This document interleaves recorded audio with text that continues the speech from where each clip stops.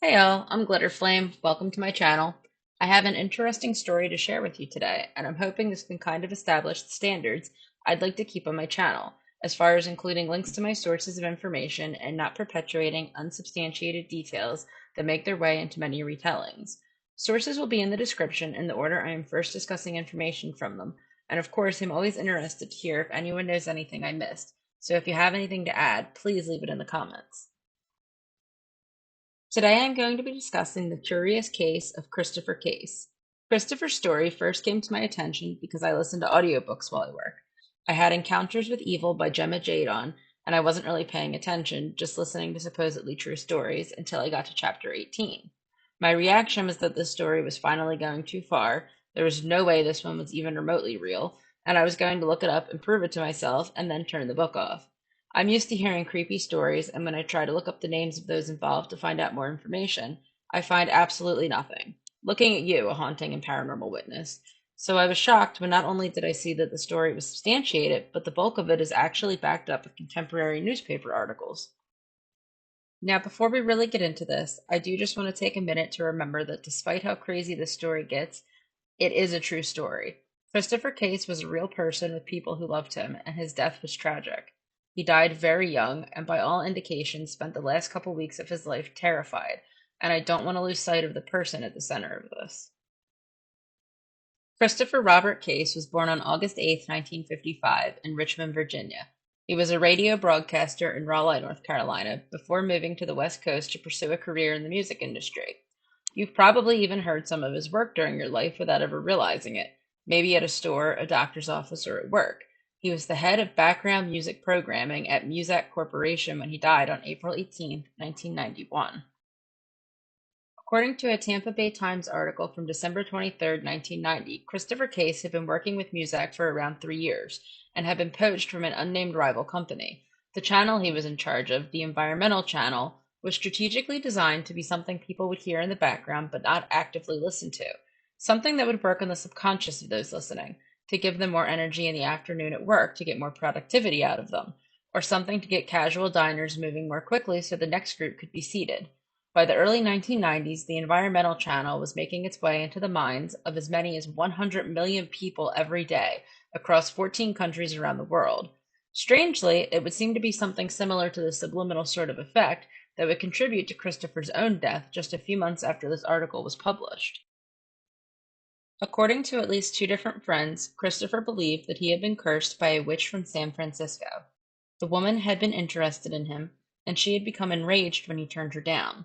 One of Christopher's friends from Fayetteville, North Carolina, became concerned enough after several weeks of Christopher's escalating fears to call the police in King County, Washington for a wellness check. According to King County Police spokesman Tony Burt, police discovered that his apartment contained no less than 10 burnt candles and crucifixes. There was salt spread along the baseboards and in piles in the corners and around the apartment. According to the Seattle Times article from April 22, 1991, there were geometric patterns made from salt on Christopher's porch. Another friend, identified in several articles as Sammy Souter, also backed up the story about the woman from San Francisco, and according to a Tri-City Herald article from April 24, 1991, writing found in Christopher's apartment also supported that he genuinely believed that he had been cursed by a witch. There were also indications that Christopher had been seeking psychic assistance with combating the curse he believed was affecting him. Unfortunately, this was all to no avail. Police discovered Christopher's fully clothed body in his dry bathtub. If you were anything like me, you were probably wondering if the woman had maybe been stalking Christopher, if she had broken into his apartment, or maybe even found a way to poison him. Now, while I did not get Christopher's death certificate in order to investigate what secondary causes of death might have been involved, it was reported in the Seattle Times on May 4, 1991, that Christopher Case's primary cause of death was acute myocarditis, resulting in heart failure. It is not a part of public record if Christopher had any drugs or toxins in his system at the time of his death, but it does seem reasonable to believe that it would have been mentioned if anything had been found. Now, at first glance, this diagnosis does seem to make sense. It sounds like Christopher scared himself to death. That's even what his friend Sammy Souter is on record as believing in multiple articles. However, according to Heart.org, heart failure brought on by fear is generally caused by Takotsubo cardiomyopathy, not acute myocarditis. Takotsubo cardiomyopathy is generally caused by a surge of stress hormones, weakening the heart muscle to the point that blood flow to the heart is restricted. Acute myocarditis, according to Johns Hopkins Medicine, is inflammation of the heart, most often brought on by a viral infection. But can acute myocarditis lead to Takotsubo cardiomyopathy, or vice versa? It seems like it's asking an awful lot to believe Christopher spent the last few weeks of his life believing he was being cursed to death and just so happened to die of heart failure and it be completely unrelated. And while we don't have Christopher's medical records, his friend Sammy Souter did indicate that he had always been healthy for the 10 years she had known him. And Christopher was only 35 years old when he died, not quite the prime age for someone to have a heart attack. From this point forward, I am going to be strictly discussing my own thoughts based on the information that's publicly available. As a disclaimer, I am not a medical professional. However, I was able to find several articles from different medical journals that indicate inflammation is a contributing factor to developing Takotsubo cardiomyopathy. The three I have linked below were published between February 2010 and October 2023, all long after Christopher died. There is also a 2024 article indicating that intense stress over a few weeks could be enough to cause an immune response triggering inflammation.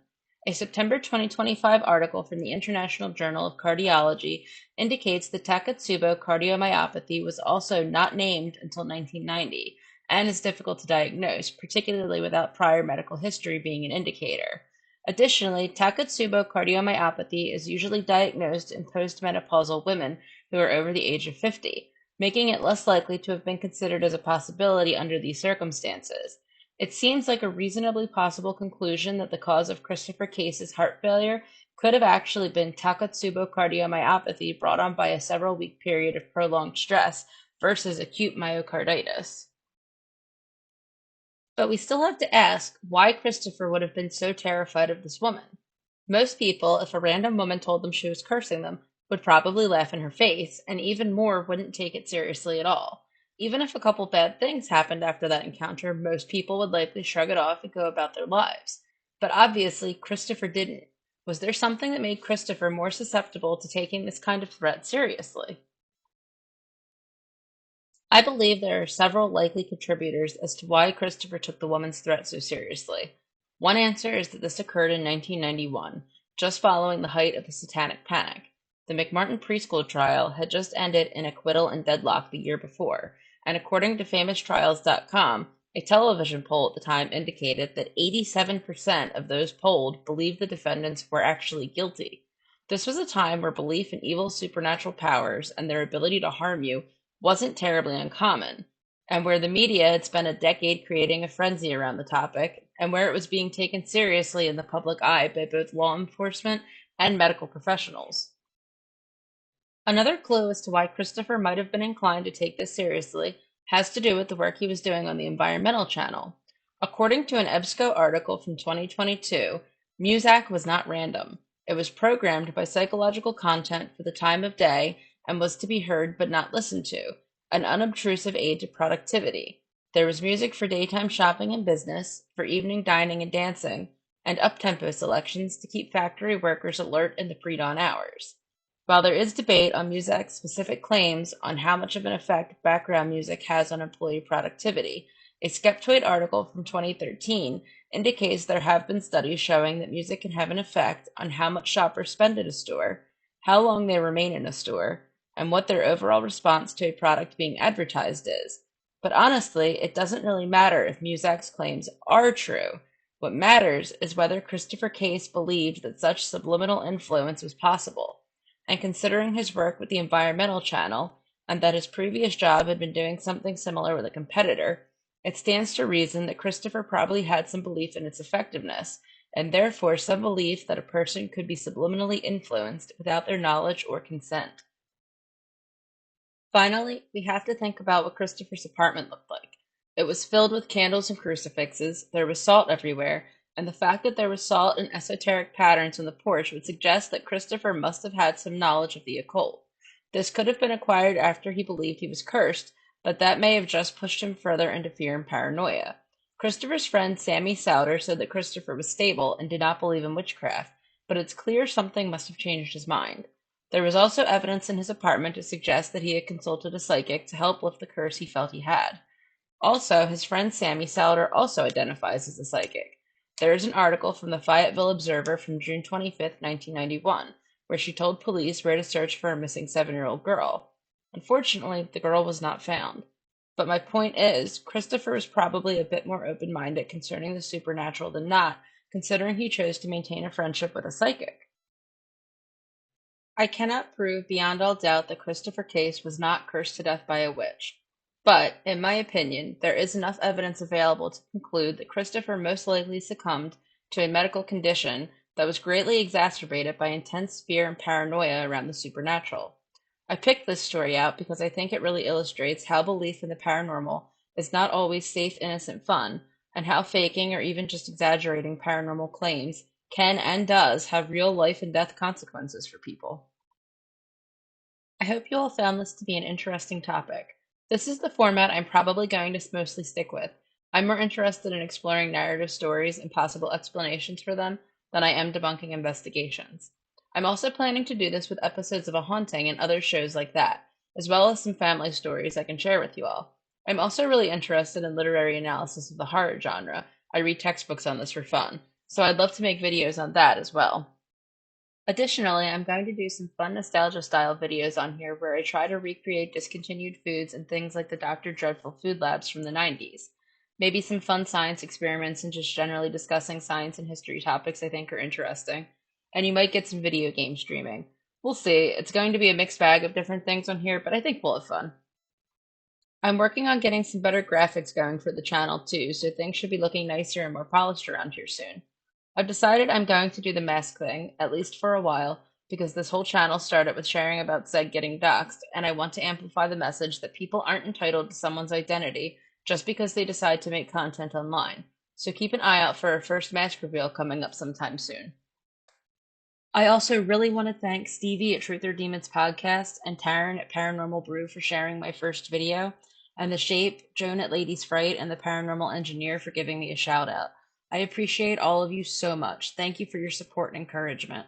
All of their channels are linked in the description. Please check them all out if you haven't already. My next video is going to be back to covering what is happening with the privacy and copyright claims. While that remains a problem, I'm planning to alternate between fun and interesting videos that will set the tone for what the channel is going to be like, and doing my part to keep the focus on a certain group of people who would like their nefarious actions to remain hidden.